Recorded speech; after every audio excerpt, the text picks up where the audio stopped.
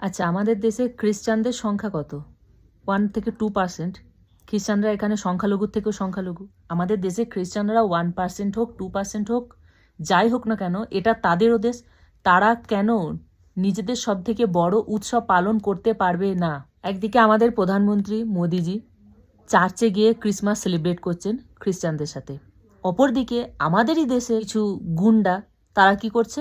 খ্রিস্টানদেরকে Christmas পালন করতে দিচ্ছে না। যে সমস্ত অশিক্ষিত এই গোবর ভক্তগুলো এই কাজগুলো করে বেড়াচ্ছে, তাদের জন্য বাইরের বিভিন্ন খ্রিস্টান দেশে যে সমস্ত ভারতীয় বসবাস করছে, সেখানকার জনতা যদি সে সমস্ত ভারতীয়দের ওপর অত্যাচার করে, কোনো ঘটনা ঘটানো হবে, তার জন্য কিন্তু এই সমস্ত অন্ধভক্ত বা গোবর ভক্তগুলো বিপদ হবে না।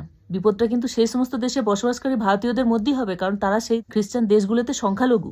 আর যারা এই সমস্ত ঘটনাগুলো ঘটাচ্ছে তাদেরকে আমি কখনো মনেই করি না তারা অ্যাকচুয়াল হিন্দু। আমি তাদেরকে মনে করি ফেক হিন্দু, কারণ অরিজিনাল হিন্দু কখনো এই কাজ করতেই পারে না।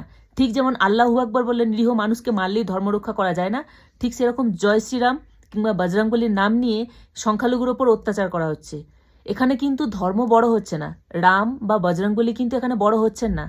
এই সমস্ত উগ্র লোকগুলোর জন্যই কিন্তু রাম এবং বজরংবলী দুজনেরই নাম খারাপ হচ্ছে। এইভাবে কখনো ধর্মকে রক্ষা করা যায় না। অন্ধভক্ত বা গোবর ভক্ত যারা রয়েছে তারা এটা প্রমাণ করে দিচ্ছে তারা শুধু গোবরই খায় না, তার সাথে তারা গুও খায়। এই সমস্ত অন্ধভক্ত বা গোবর ভক্তগুলো তাদের এই সমস্ত কাজের জন্য বাইরের দেশগুলোতে তাদের কাছে যখন এই ভিডিওগুলো গিয়ে পৌঁছাবে, তারা যখন এই ভিডিওগুলো দেখবেন, তখন তাদের কাছে কি ইমেজ হবে আমাদের দেশের? অশিক্ষিত এই গোবর ভক্তগুলো এই কবে বুদ্ধি হবে, কবে তাদের শুভ বুদ্ধি হবে?